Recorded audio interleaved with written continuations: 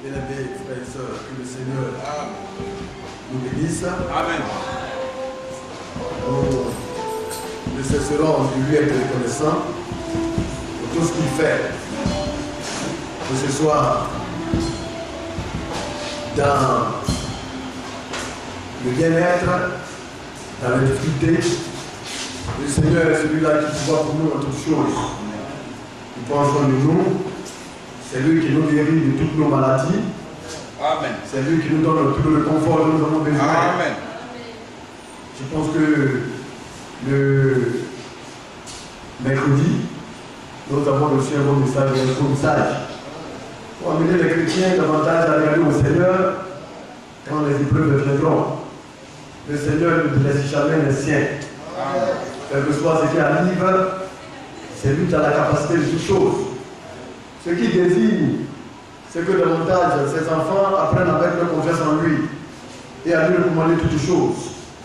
Le Seigneur est celui-là qui a toujours le dernier mot et rien ne serait subvenir à un enfant de Dieu si le Seigneur le permet. C'est pourquoi nous ne cesserons de lui dire merci pour tout ce qu'il fait pour nous. Et en cela, nous allons voir le livre de Philippiens et lire un passage pour suivre dans notre sujet sur le rôle des serviteurs de Dieu dans le service divin. Alléluia. On lit les Philippiens 1 à partir du verset 9. Il est dit ici, et ce que je demande dans la prière, c'est le souhait du serviteur de Dieu, c'est sa demande, c'est que votre amour augmente de plus en plus. Nous savons que l'amour de Dieu, c'est l'obéissance à tous les commandements de Dieu. Ce n'est pas donné à tout le monde d'obéir. Mais si Dieu nous a amenés dans sa maison, c'est pour que nous apprenions l'obéissance. Obéir à Dieu, c'est quelque chose qui se cultive. C'est quelque chose qui s'apprend. Cela se demande. Si tu ne demandes pas à Dieu de t'aider à lui obéir, tu n'y arriveras jamais. Et nous, enfants de Dieu, nous devons comprendre cela. Nous, les croyants, notre but, c'est de lui obéir. Alors, en lui obéissant, il ne suffit pas seulement de dire que tu obéis pour obéir, mais il faudrait que ton obéissance croisse. Ton obéissance doit grandir. Jusqu'à ce que tu t'abandonnes entièrement dans les mains du Seigneur. Amen. Pour dire que nous ne pouvons rien faire en dehors de lui. Tout ce que le croyant doit faire, c'est pour le Seigneur et pour sa gloire. Amen. Donc notre obéissance doit augmenter de plus en plus en connaissance et en pleine intelligence. Alors quand on parle de connaissance, c'est la science de Dieu. Vous voyez, nous séchons certaines choses. Mais nous voulons être sages. Parce que pour aller au ciel, nous devons être du nombre de ceux-là qui sont sages. Mais vous ne pouvez pas atteindre la sagesse sans passer par la connaissance. Cela n'est pas possible. Alléluia. Alors pour Dieu, chaque mot a une explication qui émane de la parole de Dieu. Le monde a sa manière d'appréhender les sages. Pour un monde de sages, il a sa manière de faire. Quand on dit dans le monde quelqu'un intelligent, il a sa manière aussi de faire. La plupart du temps, les doués sont des personnes anormales. Vous voyez dans la tête, vous voyez qu'il y a quelque chose qui ne va pas. Mais ce sont eux qui font de grandes découvertes scientifiques. Alléluia. Et ceux-là, ils n'ont pas pour habitude de croire au Seigneur. Parce que pour eux, tous les scientifiques et tout va se démontrer. Pour eux, l'homme a existé, cela fait des millions et des millions d'années. Alors que notre Dieu nous dit que l'homme a existé, ça fait des milliers d'années. Alléluia. Alors l'homme a sa manière, les scientifiques ont leur manière de voir les choses, mais Dieu a sa manière véritable de voir les choses. Alléluia. Alors, nos amours doivent augmenter en connaissance et aussi en sagesse. Nous allons parler un peu sur l'intelligence, en connaissance et en intelligence. Nous allons partir dans le livre de Proverbes, Proverbes chapitre 9.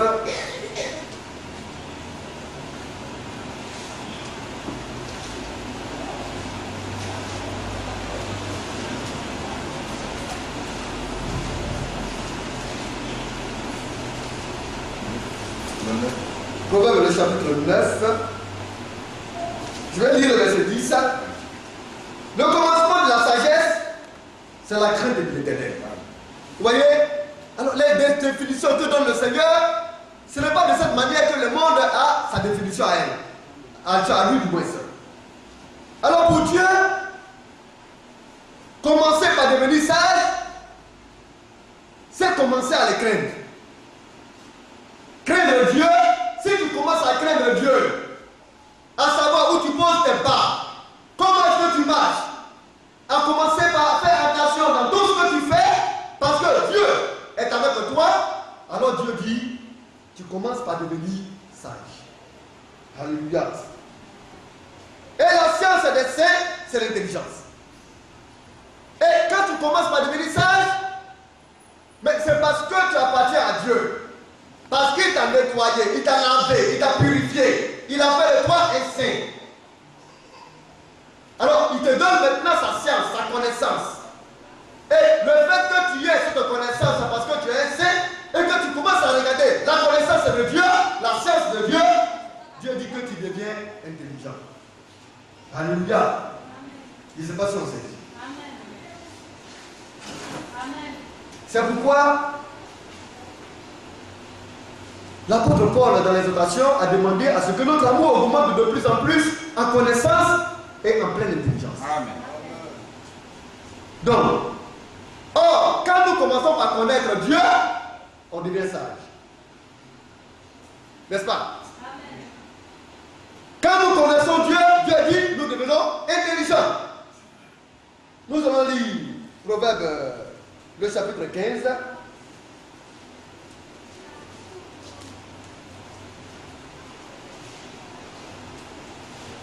Le verset 14.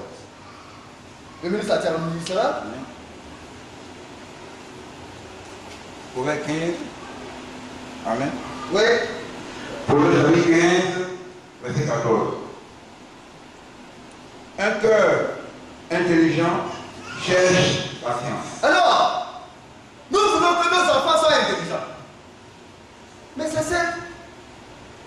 C'est pourquoi le Seigneur nous a donné les aptitudes à suivre.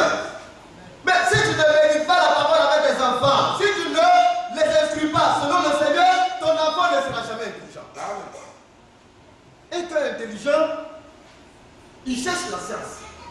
Alors quand on voit un enfant qui commence à s'intéresser à Dieu et à sa parole, on dit cet enfant-là, il devient intelligent. Amen.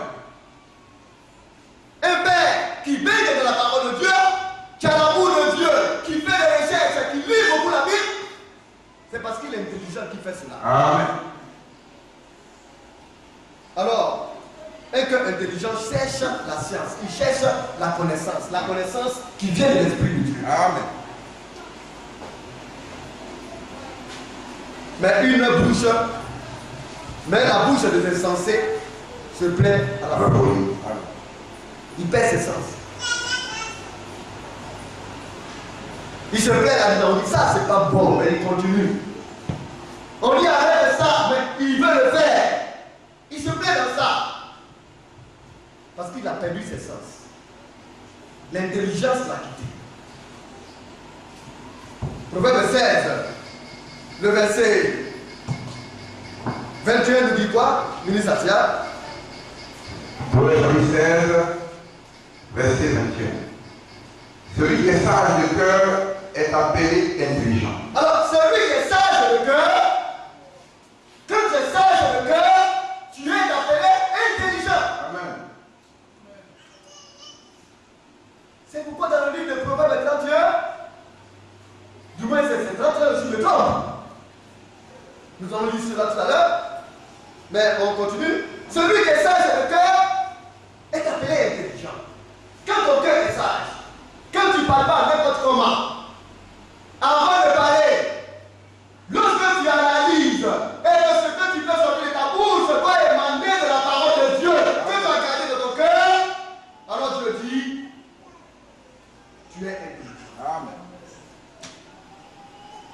Puis nous continuons un peu. Et la douceur des lèvres augmente le savoir. Alors, vous voyez, la douceur des lèvres. Si tu t'énerves, tu commences par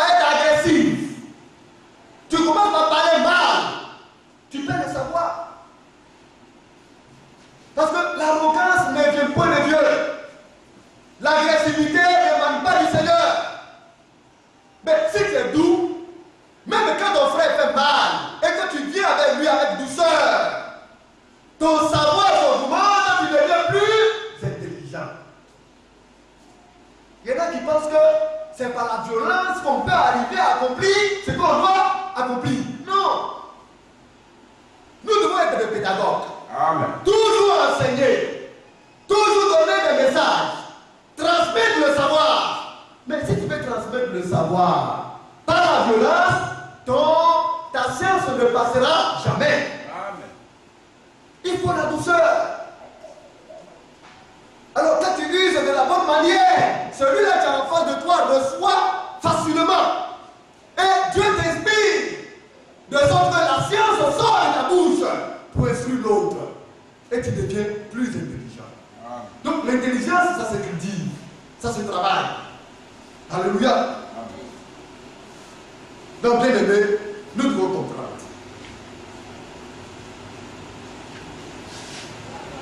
Comme le ministre Atier l'a dit tout à l'heure, celui qui est sage de cœur est appelé intelligent, et la douceur de l'air augmente le savoir. Il augmente sa science. Amen. Quand tu es tempérant, quand tu es doux, ce qui est fait et que tu n'approuves pas, celui-là qui a fait cela aura le soin de t'expliquer cela en détail pour que tu comprennes. Amen. Et quand tu comprends, tu augmentes ton savoir et tu deviens plus intelligent. C'est pourquoi la femme même doit être le vase de douceur. Amen. Dieu interpelle nos sœurs à cela. Une femme, c'est le symbole de la douceur. Dans le livre de Proverbes 31, vous voyez, quand on regarde et qu'on constate que souvent entre les sœurs il y a des problèmes, c'est que nos sœurs n'ont pas encore atteint la vertu recommandée par le Seigneur. Parce qu'une femme vertueuse a en elle les caractéristiques de la vertu. Amen. La femme, c'est ce qui fait la femme. Quand une femme est arrogante, agressive, maladroite, cela démontre qu'elle n'a pas encore de vertu. Alors, Proverbe 31, Oui. le verset 10, c'est qui peut trouver une femme vertueuse, n'est-ce pas? Oui. Le ministre Atier va nous dire cela rapidement. Amen. Oui. Écoutez bien. Qui peut trouver une femme vertueuse? Oui. Elle a bien plus de valeur que les perles. Alors, la femme vertueuse ne se reconnaît pas sa valeur. Les valeurs qu'elle renferme. Oui, frère.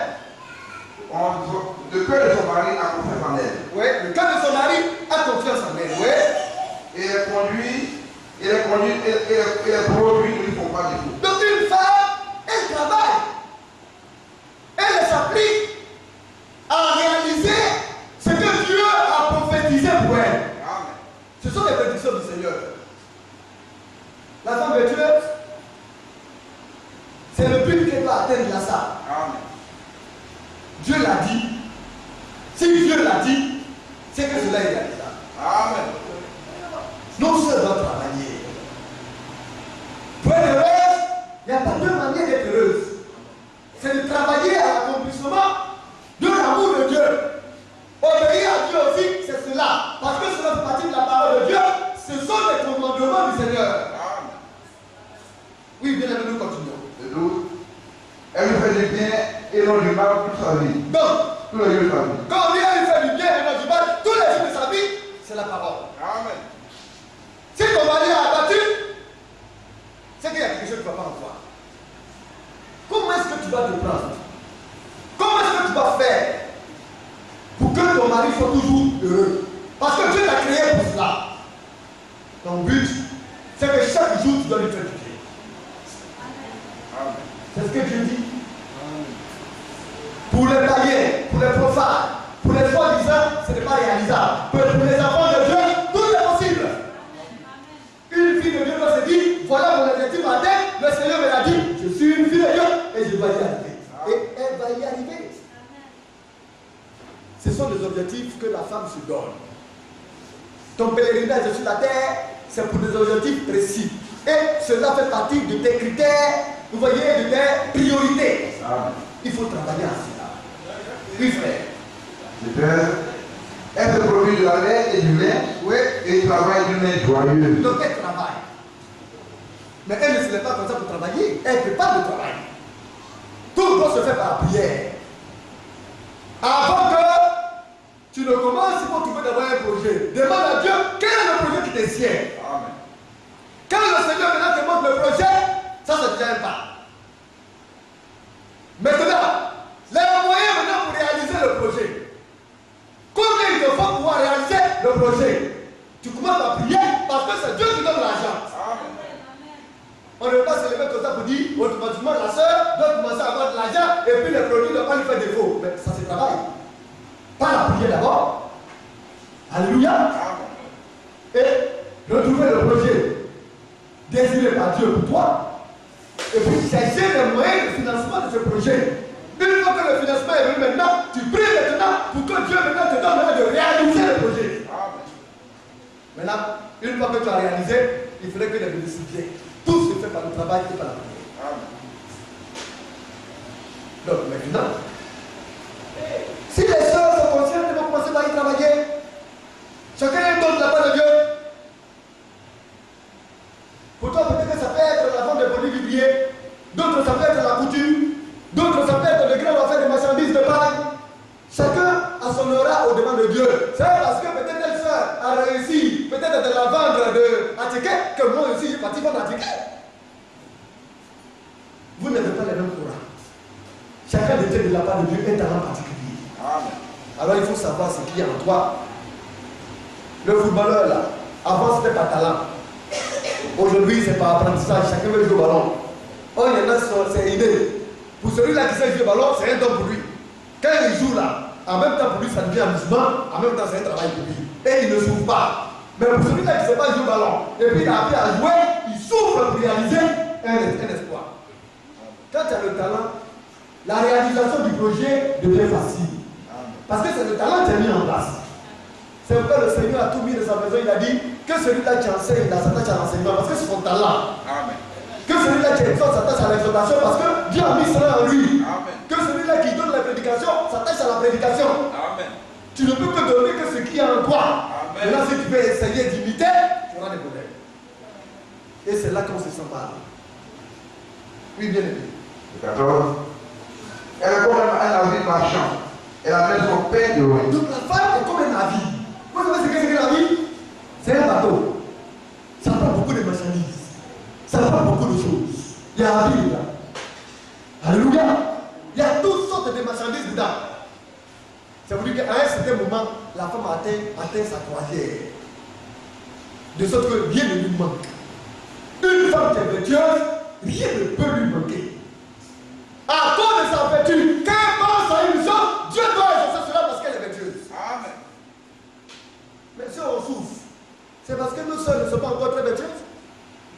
Parce que si nous seuls sommes vertueuses, nous, on va commencer à se sentir bien. Parce qu'il suffit seulement qu'elle se mette dans le genou, Dieu va ouvrir les portes. Amen. Parce que le Seigneur ne refuse bien à la femme vertueuse. Amen. C'est ce que dit là-bas dans la Bible. Quand elle passe à une chose, elle acquiert. Quand elle passe à une chose, elle obtient. Mais parce qu'elle a cultivé la vertu. Mais nous, continuons, c'est pas si cela que Dieu devient aujourd'hui. Oui. Amen. Oui. Elle se lève lorsqu'il est encore nuit. Oui. Et elle donne la nourriture à sa maison. Oui. Et la tâche à ses servantes. Donc Dieu n'aime pas les femmes paresseuses. Ça là, Dieu n'aime pas ça. Tu rentres dans une maison et puis il y a des odeurs dans le temps. Si le frère n'a pas dit, je sens quelque chose, hein, alors elle est là comme si de rien n'était. La maison doit être propre. Amen. La femme, c'est le symbole du bien-être. Alléluia.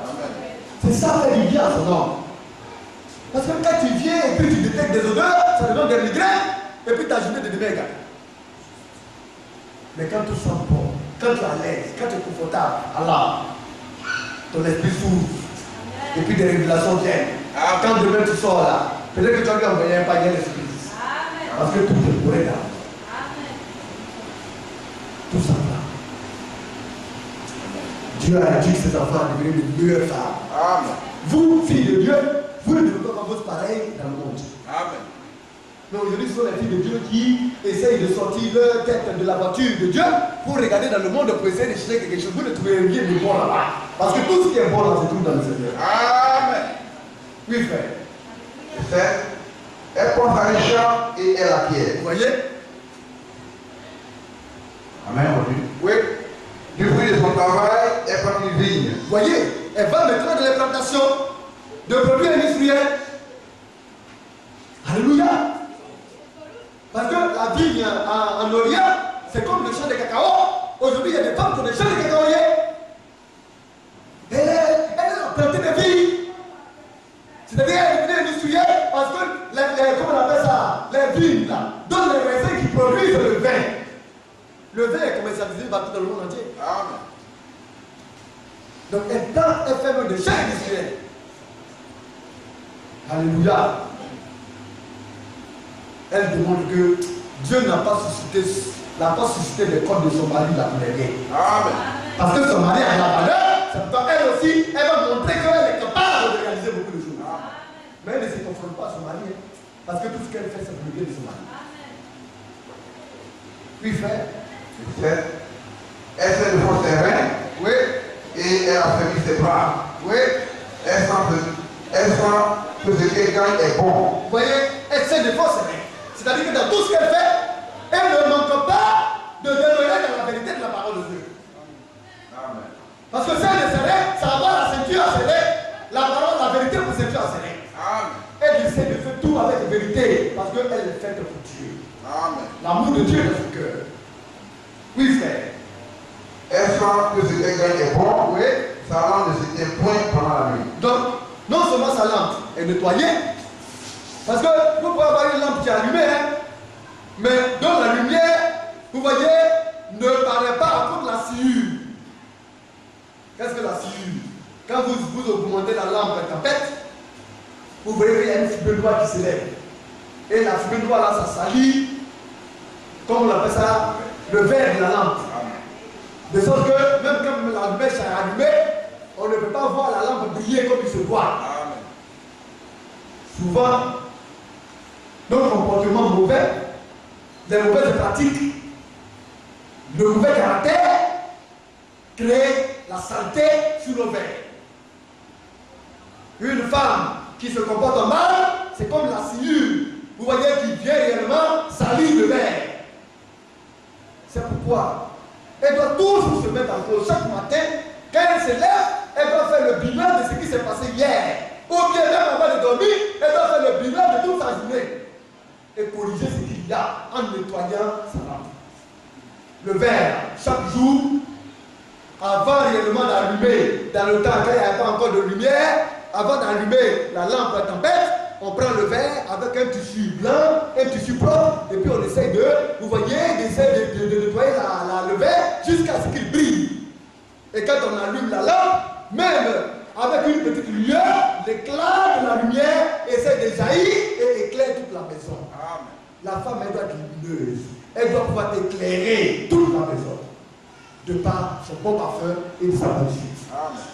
Alors, nos lampes ont besoin d'être nettoyées. Amen. Chaque jour, nous devons faire notre meilleur culpa. Est-ce que ce que nous avons eu à avoir comme comportement hier ou bien durant la journée a été agréable à Dieu? Sinon, nous allons nettoyer nos verres afin d'allumer notre lampe, afin que notre lampe brille. Amen. C'est la sanctification. Amen. Un enfant de Dieu se met toujours en cause pour cela. Amen. C'est ça la beauté d'être fils et fille de Dieu. Amen. Parce que Dieu nous permet de corriger ce qui ne va pas, afin que davantage nous-mêmes nous soyons une nouvelle personne. Amen. Mais si on n'est pas courageux, on a du mal à prier, on a du mal à lire la Bible, on a du mal à échanger avec nos maris, ou bien nos femmes, mais on n'y arrivera jamais. Amen. Il faudrait qu'il y ait toujours une bonne lueur au sein du foyer, au sein de la maison. Amen. Donc, sa lampe ne s'éteint point.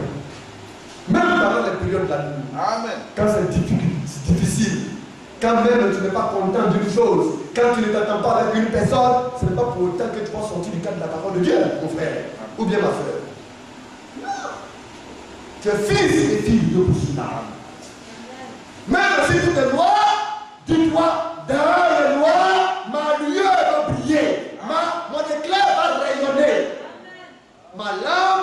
éclairer, même pendant les périodes noires et sombres de la nuit. C'est à cela que Dieu nous appelle. Vous voyez que cela va dans le cadre des 10 vierges qui avaient leur lampe. Elles sont marchées jusqu'au milieu de la nuit.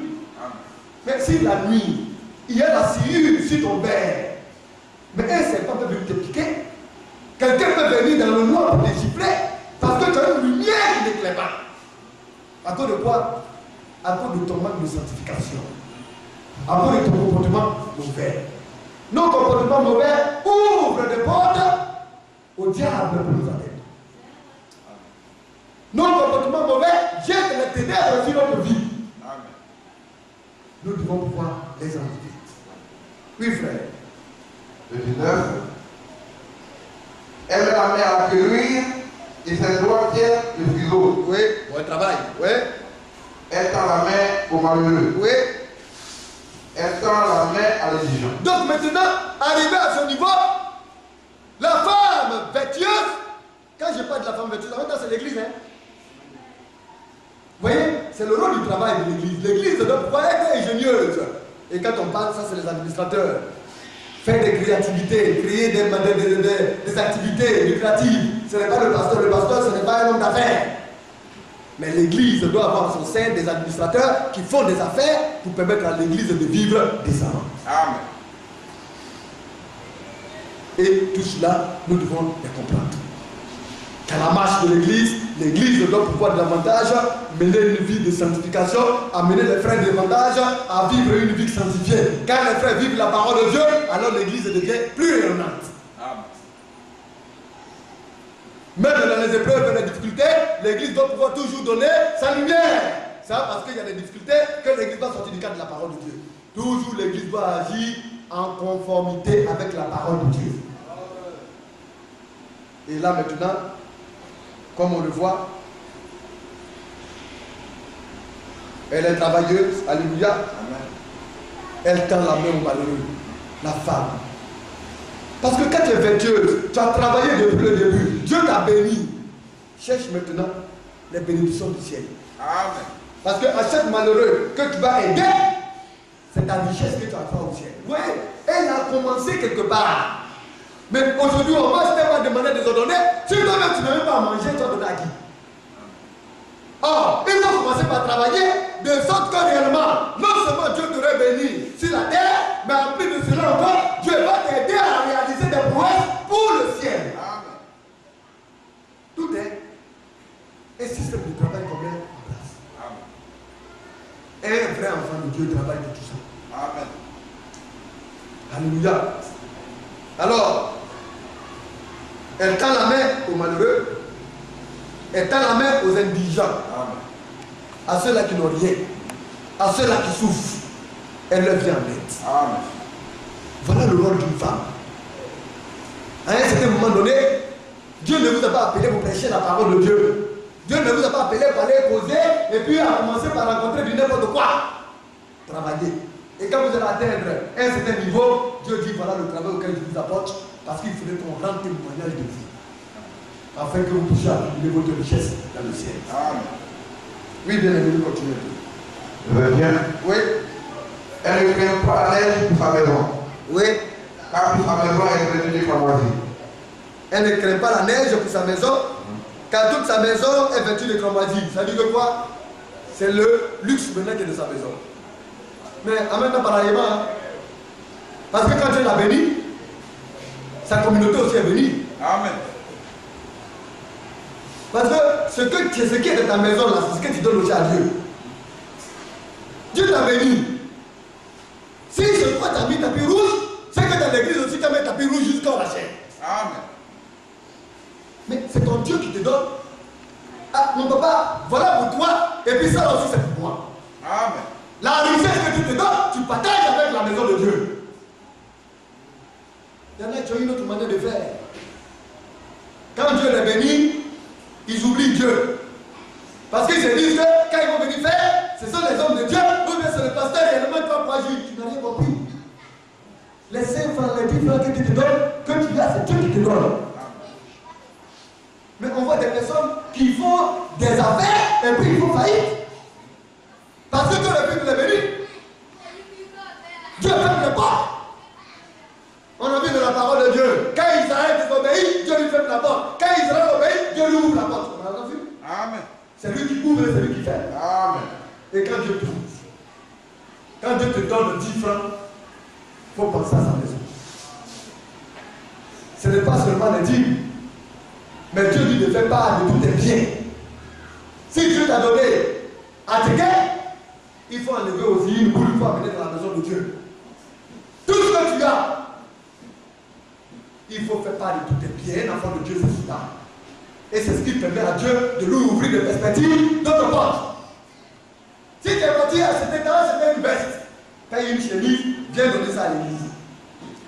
Le pasteur peut regarder et dire, ah, il y a tel frère qui a besoin d'une chemise, administrateur, donnez ça à tel frère. Amen. Tout se partage. Ton évolution doit pouvoir avoir un impact pour louer Dieu. Amen. Et c'est là qu'on dit qu'on est béni de Dieu. Amen. Mais si tu prospères seul, on rentre dans ta maison, il y a caviar, il y a tapis roulant, il y a tout là-bas. Et puis la maison de Dieu est démarrée. La maison de Dieu est laissée pour toi. C'est quel Dieu t'adore. Tu vas aller dans quel ciel? Amen. Tu ne vas nulle part. Parce que tu n'as pas sur la terre. Amen. Tout ce qu'on a, c'est pour la gloire de Dieu qu'on a. Amen. C'est pourquoi le temps viendra où pour les véritables enfants de Dieu, le Saint-Esprit va dire, attendez tout, parce que le temps est arrivé. Tu vas avoir des milliards, tu vas mettre ça dans ton compte, tu vas se dire à quoi? Non, c'est pas dans le monde. Amen. Des milliards dans ton compte vont se dire à quoi?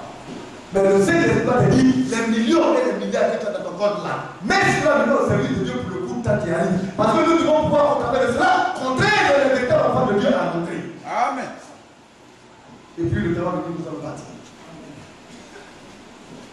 Là où se trouve ton trésor, c'est là où se trouve ton cœur. Amen. Amen. Le Saint-Esprit te dit ton trésor se trouve où? Notre trésor se trouve dans le ciel. Amen.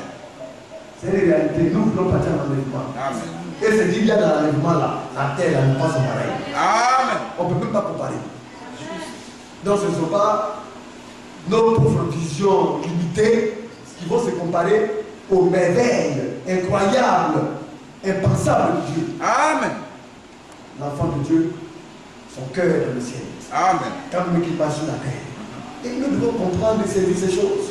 Mais si tu n'es pas intelligent selon Dieu, tu peux comprendre ces choses. Celui qui est intelligent dans l'intelligence de Dieu, il saisit ces choses et il marche en conséquence des causes. Oui, frère. Amen. Le 22. Oui. Elle se fait des couvertures. Elle a des vêtements de fêlés et de pourpre. Bon, on continue, on va aller là-dedans, oui. On continue. Oui, Son mari est considéré au port. Oui. Officiel avec les anciens du pays. Donc, comme on le dit, on dit que son mari est considéré au pote. Mais il y a une femme qui se lève et qui crie son mari. Pourquoi tu fais ça? On va le considérer comment? Comment on va le considérer? Comme une me disait, m'expliquait, une femme catholique qui ne fait que crier sur son mari. Quand son mari pose un acte, elle crie sur lui. Le mariage est devenu calme pour le milliard. Quand elle est venue, il n'est pas dans le Seigneur. Parce que s'il était dans le Seigneur, il allait être tranquille. Il allait être libre. Parce que le Saint-Esprit la donne la liberté. Amen. La liberté qui vient de Dieu. Mais comment ces esprits vont partir? C'est la parole de Dieu celui qui peut chasser ces esprits. Amen. Une femme s'est parlée à son mari. Parce que derrière chaque mari, il y a Dieu qui est derrière. Le chef dit à quelqu'un, va faire mon travail. Et puis le subalterne va venir se la tête pour dire, mais toi tu es venu faire quoi? Mais le chef va finir à lui. Parce que derrière lui, c'est le chef qui parle. Quand tu sais que le chef est derrière, qu'est-ce que tu fais? Si tu as du respect, tu as de la considération, tu t'humilies devant le chef. Amen. C'est pourquoi il te dit, femme, soyez soumises en toutes choses à vos maris. Amen. N'est-ce pas? Avec quoi? Soyez chaste et respectueuses. Amen. Mais pourquoi? Parce que derrière chaque mari, c'est le Seigneur qui y est. C'est lui le chef de l'homme. Mais une femme qui est censée ne comprend pas ça. Tu vas élever le temps sur ton mari. Tu vas parler mal à ton mari, c'est que le Dieu que tu ne vois pas, tu es en train de l'injurier. Quand on est animé ainsi, alors on se comporte bien et on se porte bien. C'est ça l'amour de Dieu. Amen. Oui, frère. Le 24. Elle fait le chéri et les vents. Oui. Vous voyez, elle diversifie maintenant ses activités. C'est pourquoi on dit qu'elle est comme une marine marchande. Au début, elle a réfléchi d'abord. Elle a commencé par quelque chose. Après maintenant, comme elle a commencé à avoir de l'argent, elle a essayé maintenant d'étendre ses activités. Tu as commencé par vendre Attiqué. Si Attiqué a mangé, Attiqué là, c'est pourquoi il y a quelque chose. Avec quoi? Poisson, non? Tu rentres le poisson. Tu as Attiqué le poisson à la maison, ça ne mange pas déjà à la maison. Attiqué le poisson, si tu es habitué à Attiqué le poisson, c'est que si ça passe bien, on ne fait pas. Attiqué aussi, il doit dire avec poulet. Tu peux aussi poulailler. Ça fait Attiqué le poisson, poulailler, et puis chat, et puis poulet. En attendant, il y a Attiqué, il y a poisson, et puis il y a poulet. N'est-ce pas? Aujourd'hui, tu manges le poulet, demain, tu manges le poisson. Quand tu continues, tu dis, bon Dieu, fais un champ de riz. C'est le plus Attiqué, c'est le maintenant, j'arrive. Tu diversifies ton activité. La femme de Dieu, c'est ça. Amen. Alléluia. Amen. L'église, en elle-même. Au début, c'est elle le pasteur seul. C'est elle le prédicateur. Il vient, il donne. Et puis il travaille. Il dit non, vraiment, Dieu m'a béni, il faudrait qu'il y ait encore un deuxième prédicateur. N'est-ce pas? Ça c'est Attiqué sauce. Maintenant c'est poisson, maintenant un poulet qui vient. N'est-ce pas? Après maintenant, un autre prédicateur qu'on se dit, ça c'est du riz, c'est comme on appelle ça, du pain avec macaroni. Les mains commencent à se varier. N'est-ce pas? Aujourd'hui on a 6 mains différents. N'est-ce pas? Amen. Quand le pasteur est là, il donne une manière de prêcher. Il y a un plat que vous mangez. Quand le pasteur Ouattara vient, il y a un autre type de plat qui vient. Alors on dit, aujourd'hui on va manger quoi? Alors quand c'est fini, le ministre Lacroix vient encore, il y a un autre type de plat qui vient. L'église a diversifié son ministère. Diversité de ministère. Quand on mange effectivement, on doit manger aussi spirituellement. Amen. C'est ça la femme de Dieu. Oui frère. Et elle livre des ceintures aux marchands. Oui. Elle est revêtue de force et de gloire. Et elle fait rire l'avenir. Oui.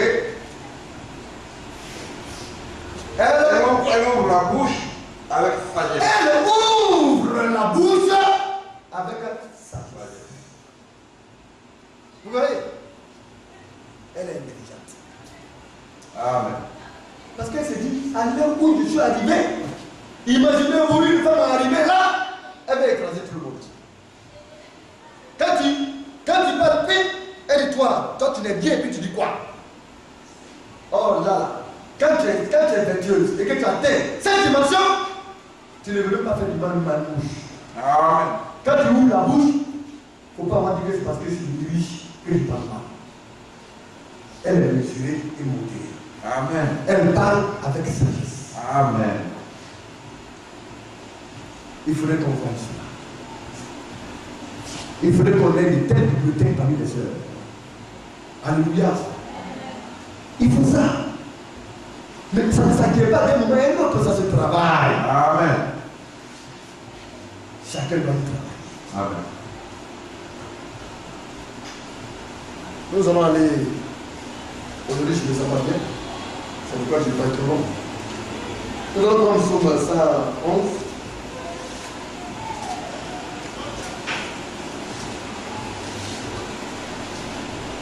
Est-ce que c'est cela?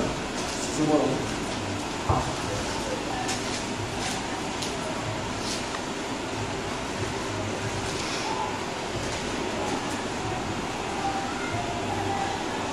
Somme 19. Alors, c'est pourquoi c'est bon d'avoir l'intelligence, la crainte de Dieu et la sagesse. Pourquoi?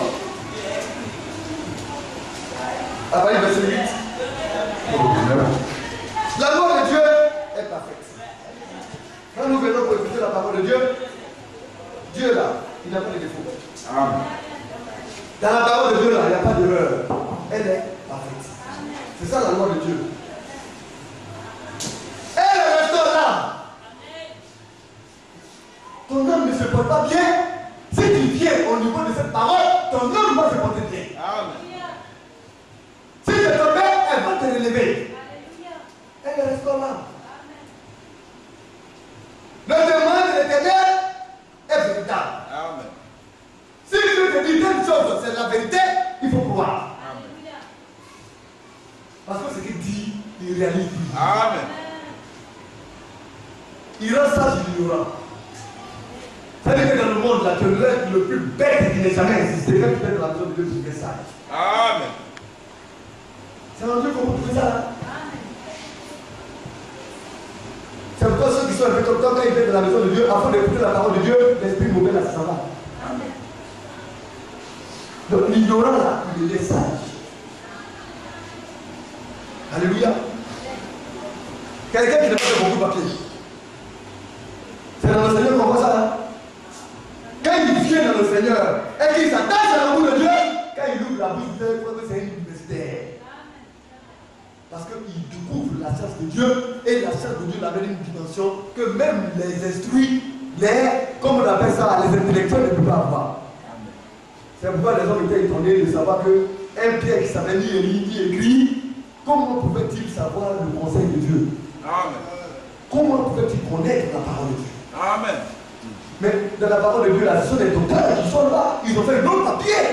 Et comme tellement qu'ils sont intelligents pour le monde, on dit qu'ils peuvent être intelligents pour Dieu. Dieu les a confondus.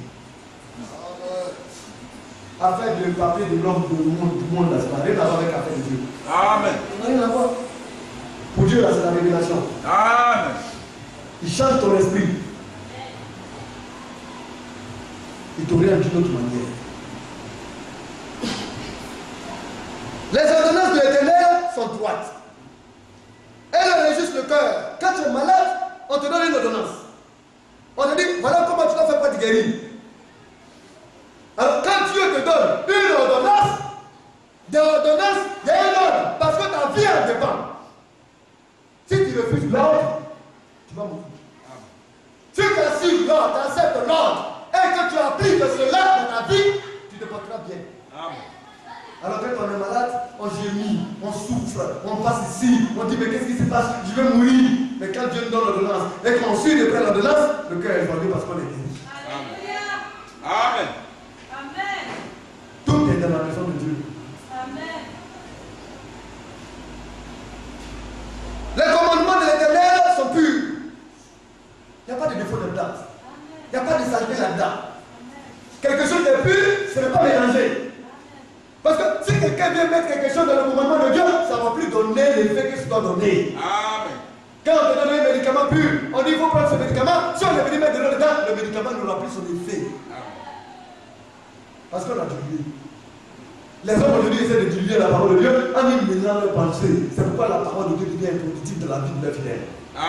Il faut la donner telle qu'elle est, de manière brute et pure, sans mélange. Parce que Dieu a tout testé. Les commandements de l'Éternel sont purs. Il éclaire les yeux. Tu veux voir. Tu veux t'éclairer. Attache-toi au commandement de Dieu et tu seras éclairé. Oui.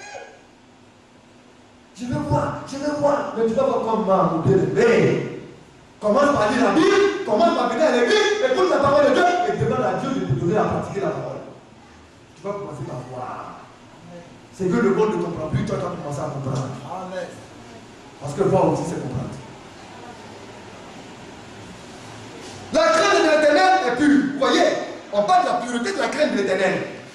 Or, c'est parce que les commandements de Dieu sont purs, la loi de Dieu est pure, et ce sont les commandements et ces lois-là qui donnent la crainte de Dieu. Quand tu commences à craindre Dieu, c'est à ce moment-là que tu es purifié. Parce que pourquoi?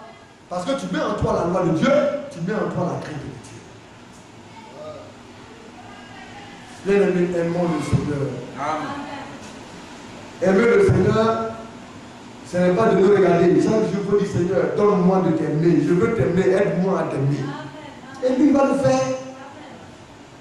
Tous se demandent pourquoi on ne demande pas. Seigneur, j'insulte trop. Empêche-moi de m'insulter. Je ne veux plus insulter. Seigneur, je mens beaucoup trop. Aie pitié de moi. Aide-moi à ne plus mentir.